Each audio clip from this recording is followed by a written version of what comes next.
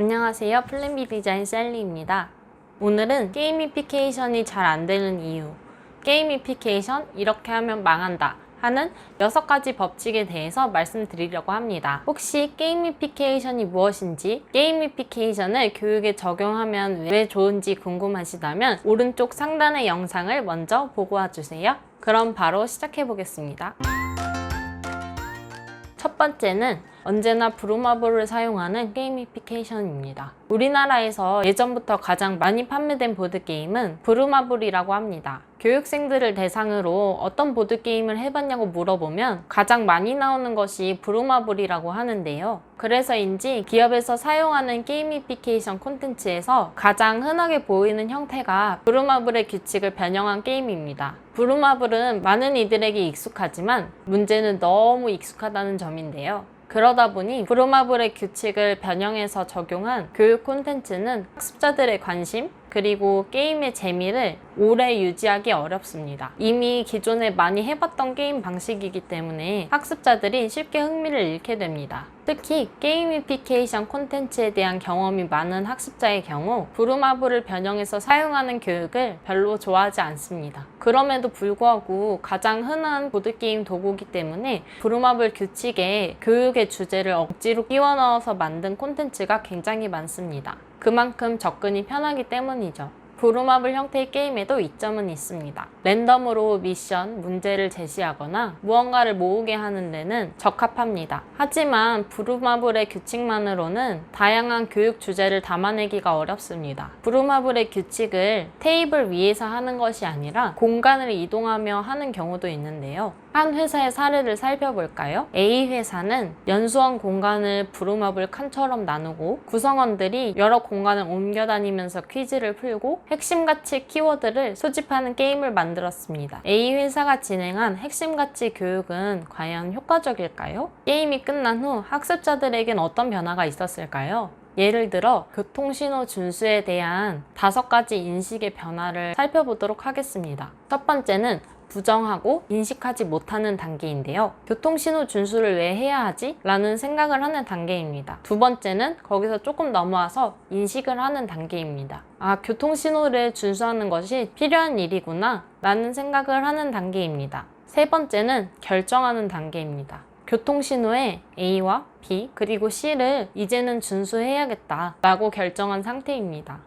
네 번째는 실천 단계입니다. 실제로 A, B, C 3가지 교통신호를 준수하고 실천합니다. 마지막으로 5번째 단계는 유지보수하는 단계입니다. 실천을 해가면서 본인의 행동을 중간중간 교정하는 단계입니다. 아까 핵심 가치 교육을 진행한 A 회사의 경우 이 5단계 중 어떤 단계로 학습자들을 이끌지 그리고 그 단계가 타당한지 실제로 효과는 있었는지에 대한 기준이 없었습니다. 퀴즈를 풀고 핵심 가치 카드를 모으는 활동은 아까의 5단계 중에 어디에 해당할까요? 기본적으로 아무리 많은 내용을 담아도 핵심 가치를 알고 있는 것이 필요하구나 하는 2번째 단계를 넘기가 쉽지 않습니다. 물론 A 회사의 방식이 가만히 학습자들을 앉혀놓고 우리 회사의 핵심 가치는 이렇습니다. 우리 회사의 핵심 가치는 이렇고 꼭 알아두세요. 이렇게 단순히 전달하는 주입식 교육에 비해 훨씬 좋지만 여전히 아쉽다고 볼 수 있겠네요. 3단계에서 5단계,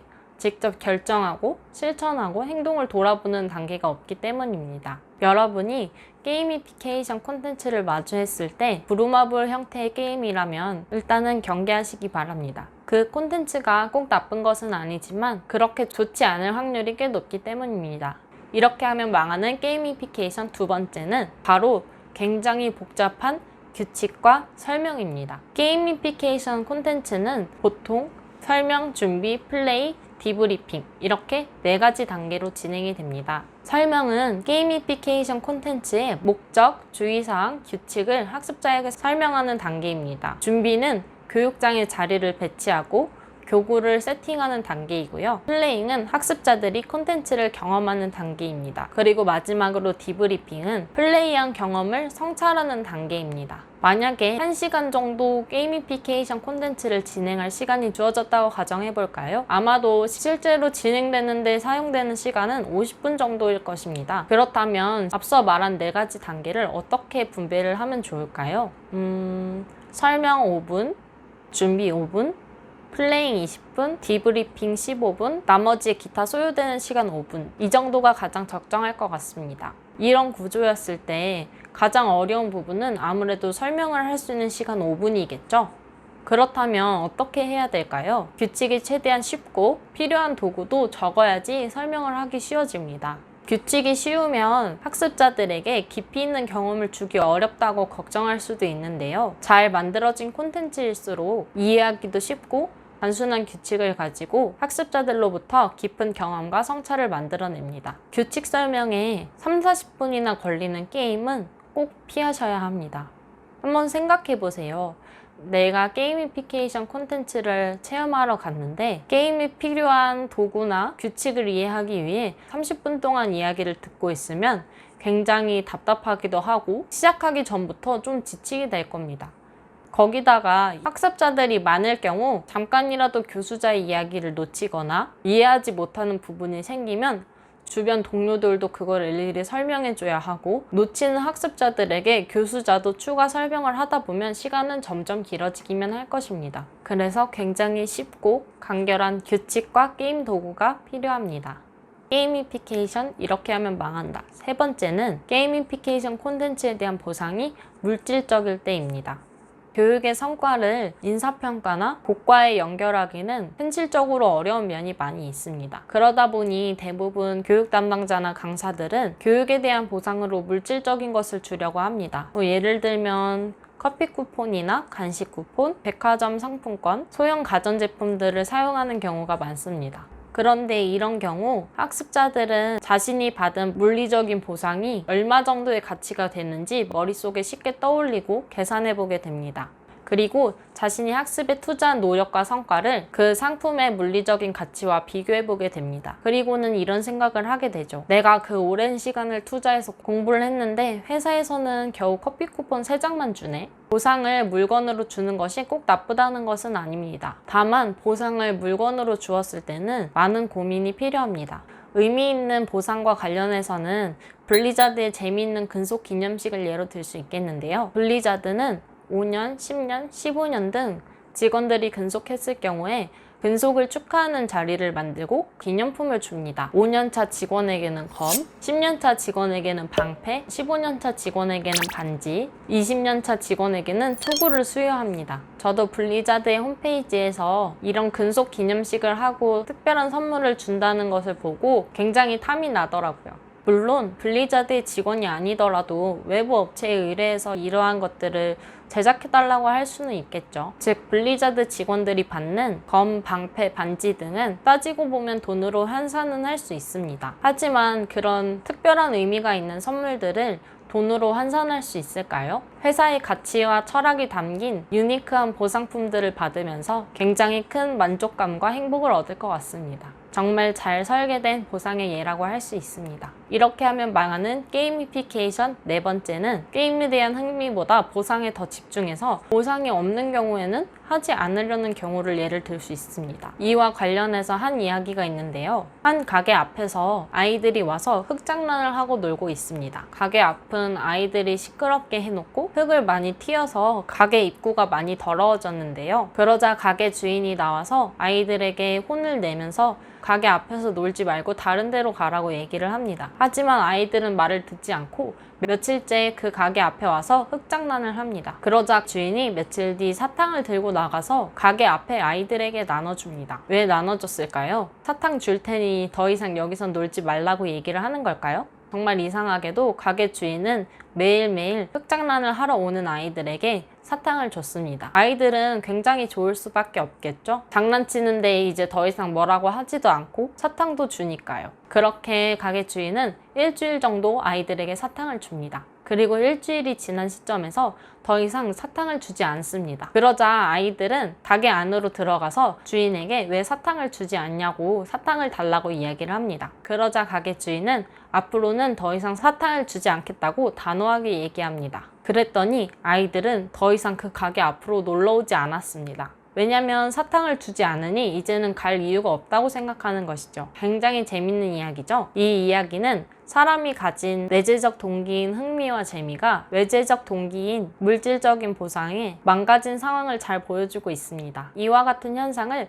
과정 당화 효과라고 하는데요. 과정 당화 효과가 발생하면 사람들은 본인이 갖고 있던 내재적 동기를 잊고 외재적인 동기에 더 반응하게 됩니다. 앞에 이야기를 놓고 보면 아이들에게 재미있던 흙장난이 사탕을 얻기 위한 노동으로 바뀐 셈이죠. 한번 약화된 내재적 동기는 쉽게 바뀌지 않습니다. 또한 외재적 동기는 시간이 지남에 따라 그 규모가 점점 커져야지 효과를 유지할 수 있습니다. 이 과정 당화 효과를 예방하기 위해서는 두 가지를 기억해야 합니다. 첫 번째는 앞서 말씀드린 물질적 보상이 아닌 화폐 가치로 쉽게 치환되지 않는 가치 있는 보상을 해주어야 합니다. 두 번째는 게이미피케이션 콘텐츠의 초점, 그리고 학습자들이 참여하는 초점이 보상이 되어서는 안 됩니다. 학습자들의 초점은 콘텐츠를 경험하는 과정에서 느끼는 재미와 학습에 담긴 의미여야 합니다. 그야말로 보상은 콘텐츠를 마무리하는 과정에서 작게 축하해주는 역할로 제한되어야 합니다.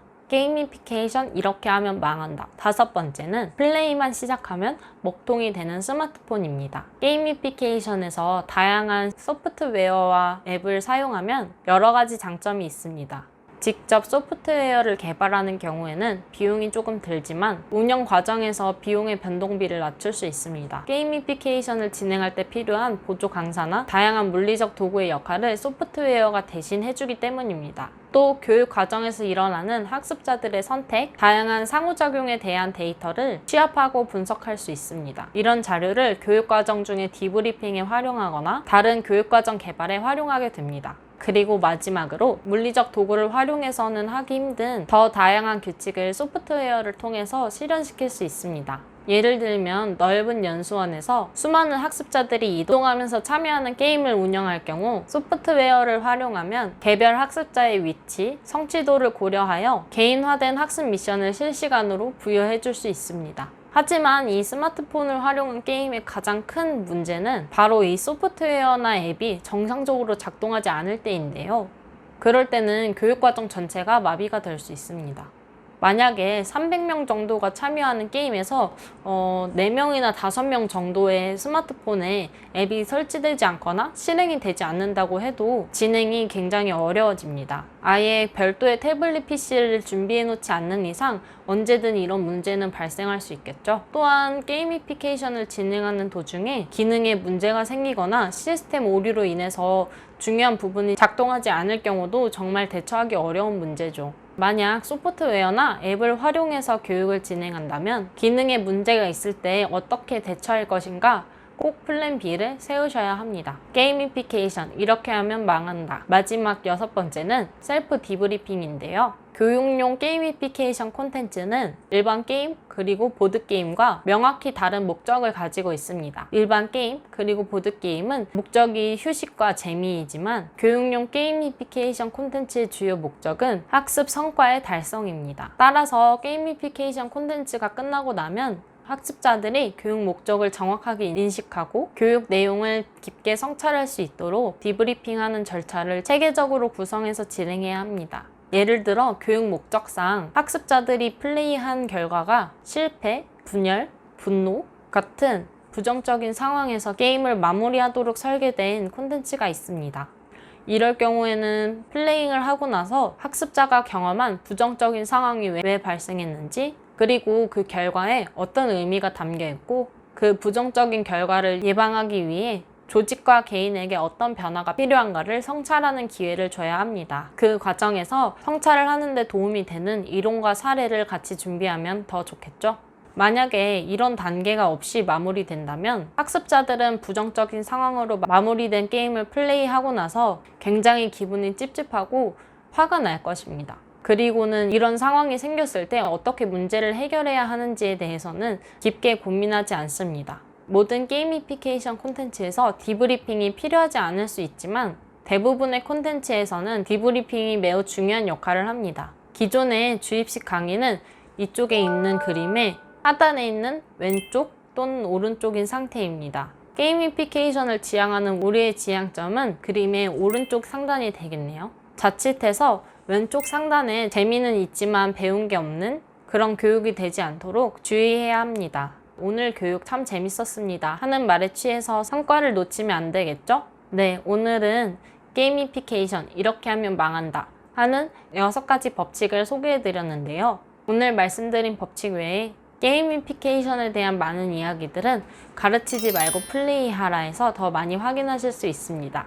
다음 영상에서 더 유익하고 재미있는 주제로 찾아뵙도록 하겠습니다. 끝까지 시청해주셔서 감사합니다.